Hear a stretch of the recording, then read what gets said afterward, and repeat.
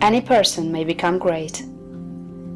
There is a principle of power in every person. By the intelligent use and direction of this principle, man can develop his own mental faculties. Man has an inherent power by which he may grow in whatsoever direction he pleases, and there does not appear to be any limit to the possibilities of his growth. No man has yet become so great in any faculty but that it is possible for someone else to become greater. The possibility is in the original substance from which man is made. Genius is omniscience flowing into man. Genius is more than talent.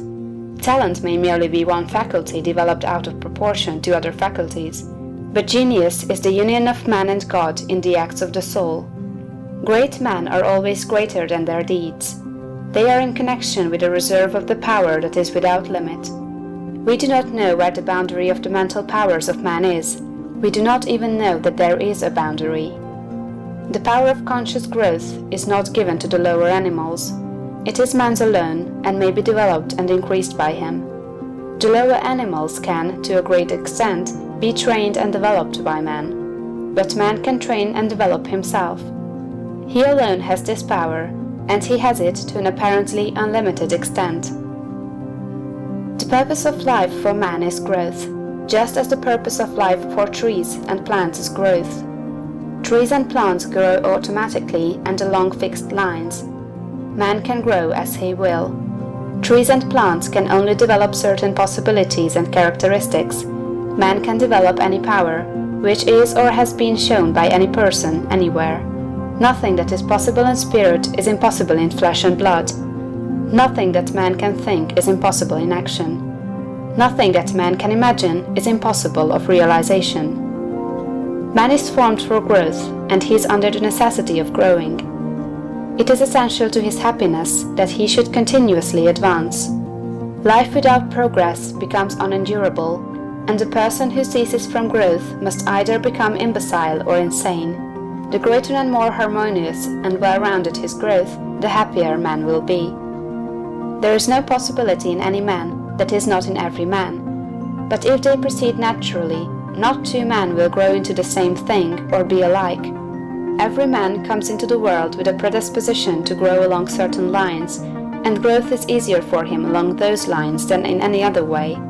This is a wise provision, for it gives endless variety. It is as if a gardener should throw all his bulbs into one basket. To the superficial observer, they would look alike, but growth reveals the tremendous difference. So of men and women, they are like a basket of bulbs. One may be a rose and add brightness and color to some dark corner of the world. One may be a lily and teach a lesson of love and purity to every eye that sees. One may be a climbing vine and hide the rugged outlines of some dark rock. One may be a great oak among whose boughs the birds shall nest and sing, and beneath whose shade the flocks shall rest at noon, but everyone will be something worthwhile, something rare, something perfect. There are undreamed of possibilities in the common lives all around us in a large sense. There are no common people.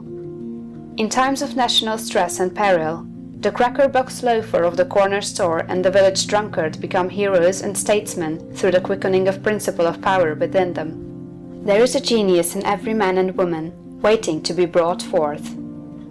Every village has its great man or woman, someone to whom all go for advice in time of trouble, someone who is instinctively recognized as being great in wisdom and insight.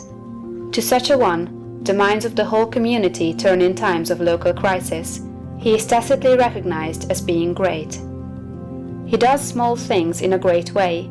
He could do great things as well, if he did but undertake them. So can any man. So can you. The principle of power gives us just what we ask of it. If we only undertake little things, it only gives us power for little things. But if we try to do great things in a great way, it gives us all the power there is. But beware of undertaking great things in a small way. Of that we shall speak farther on. There are two mental attitudes a man may take. One makes him like a football. It has resilience and reacts strongly when force is applied to it, but it originates nothing. It never acts of itself. There is no power within it. Men of this type are controlled by circumstances and environment. Their destinies are decided by things external to themselves. The principle of power within them is never really active at all. They never speak or act from within. The other attitude makes man like a flowing spring. Power comes out from the center of him. He has within him a well of water springing up into everlasting life. He radiates force, highest felt by his environment. The principle of power in him is in constant action. He is self-active. He hath life in himself.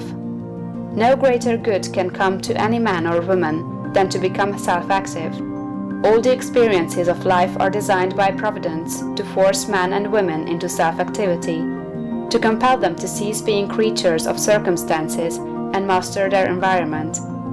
In his lowest stage, man is the child of chance and circumstance and the slave of fear.